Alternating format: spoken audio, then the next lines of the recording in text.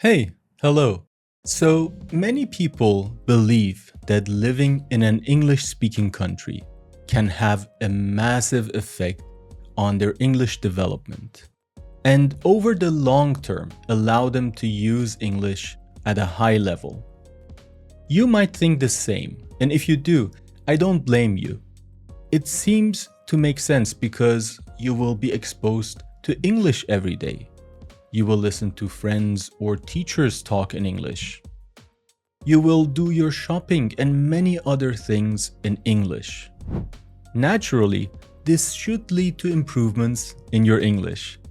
And of course, the longer you live in that country, the better your English should get.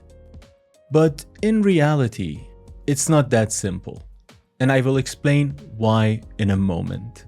But before I do, hey, just a quick side note. If you are an English language learner, you can watch this video on ESLSherpa.com. When you watch the video there, you can see special subtitles and click on any word you want so you can see the meaning, examples for the word, and its translation. And there are many more features that will help you improve your English while you're watching my videos. So please give it a try. It's completely free and incredibly useful. I promise you will love it. Now, back to the video. Okay, so I'm here to tell you that living in an English-speaking country does not guarantee proficiency in English. And there are several reasons for this. So let's go over each and every one of them. Reason number 1. Limited interaction with native speakers. This might sound surprising, but it is quite a common issue. When students go abroad, they often tend to spend time with people who share the same language and cultural background. They are in a new place and they have to deal with a new culture and way of life. It's quite an overwhelming experience, and having a support network that speaks your language and understands your culture can make things a whole lot easier. But here is the problem. Social interactions are crucial for learning a language. And if you are mostly sticking to your own community, you're not getting the English practice you need. Having a support network is essential, and it's great to have one. But if you rely on it too much because you're afraid of making mistakes or not being understood, it can hold you back. It will stop you from pushing yourself to use English in everyday situations, which is something you need to do in order to improve your English. Reason number 2. The range of conversations you have in English is quite limited. Even if you are actively using English in your everyday life, the types of conversations you have are usually quite basic and repetitive. Most of these interactions involve ordering food, buying tickets, booking transport, or asking for directions. These are all useful, but they don't push your language skills beyond a basic level. You are mostly using a limited set of vocabulary and simple sentence structures that don't really challenge you to improve your English proficiency. For real progress, you need to engage in more complex and meaningful conversations. By that I mean discussions where you have to express your opinions, have debates, explain your thoughts, or even tell stories. These kinds of interactions require a wider range of vocabulary, more advanced grammar, and the ability to convey complex ideas. Everyday conversations just don't provide such a level of challenge. Remember, if you really want to develop your English to a higher level, you need to move beyond basic conversations and find opportunities to have deeper conversations. Situations where you need to think critically and use more complex language. Reason number 3. Reliance on AI and translation apps. Okay, we can all agree that at university, we use English to express complex ideas. We participate in discussions, give presentations, and write essays. Ideally, these activities should help us improve our English skills. But in reality, things are a little bit different. Life abroad and the workload at university can be overwhelming, and it leaves students with little time to focus on improving their English. Most students, they're just thinking about completing their assignments and tasks, and to deal with that, many of them, if not all, rely heavily on AI tools like grammar checkers, translation apps, and even large language models like ChatGPT. They use these models and these AI tools to polish their presentations and papers. These tools are the future and very useful to make sure your work is error-free.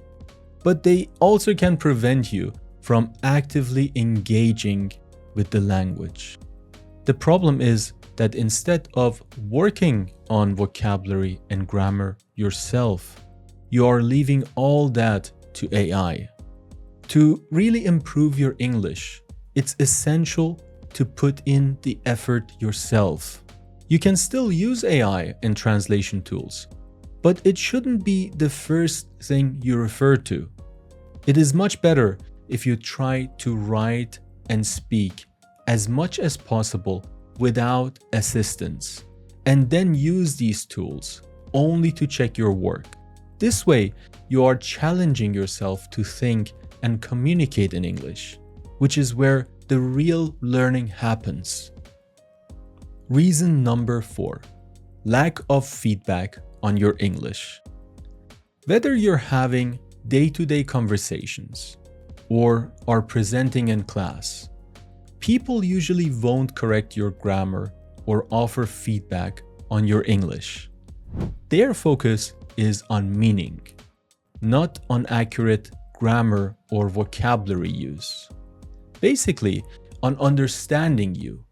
And as long as that happens, they are unlikely to point out your mistakes or ask for clarification. But the problem with that is that you need feedback in order to improve your English.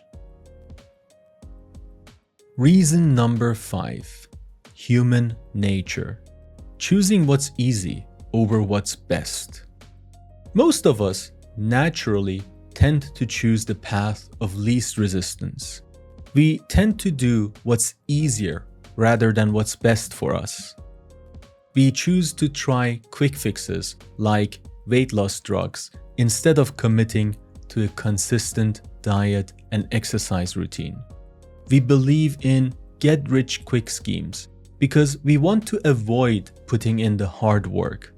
This tendency is also evident when learning a new language.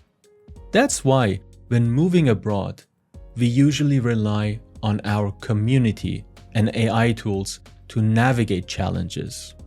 We do that to solve our immediate problems, and because we're managing to get by in life, we start to believe, or maybe we even convince ourselves, that achieving high proficiency in English is not necessary or worth the time and effort. And as a result, we stop focusing on improving our English skills.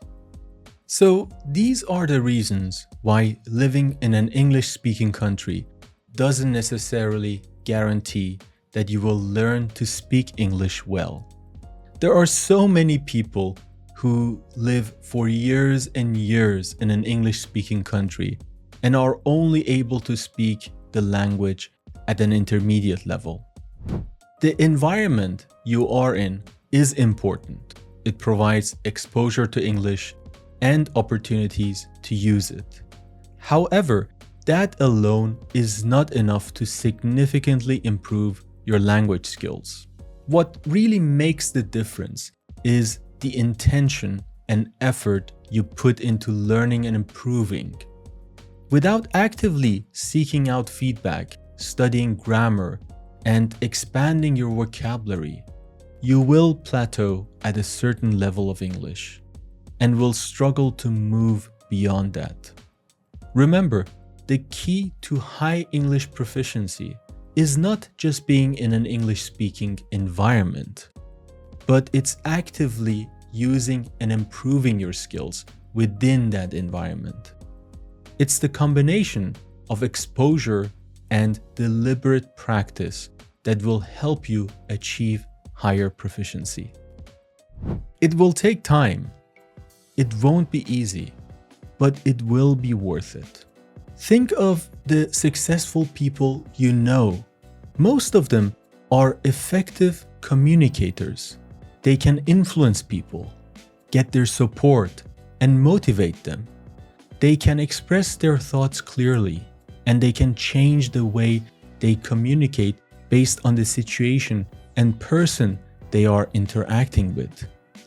Being able to speak English well in an English-speaking country will help you to do all of that, and it will most likely be a significant factor in your academic and personal success. That's all. Thank you. Thank you for watching this video. And if you found it useful, please like, subscribe, and share it with your friends. Also, leave a comment if you like. I will see you in the next video. And until then, keep studying, keep improving, and stay motivated. Bye.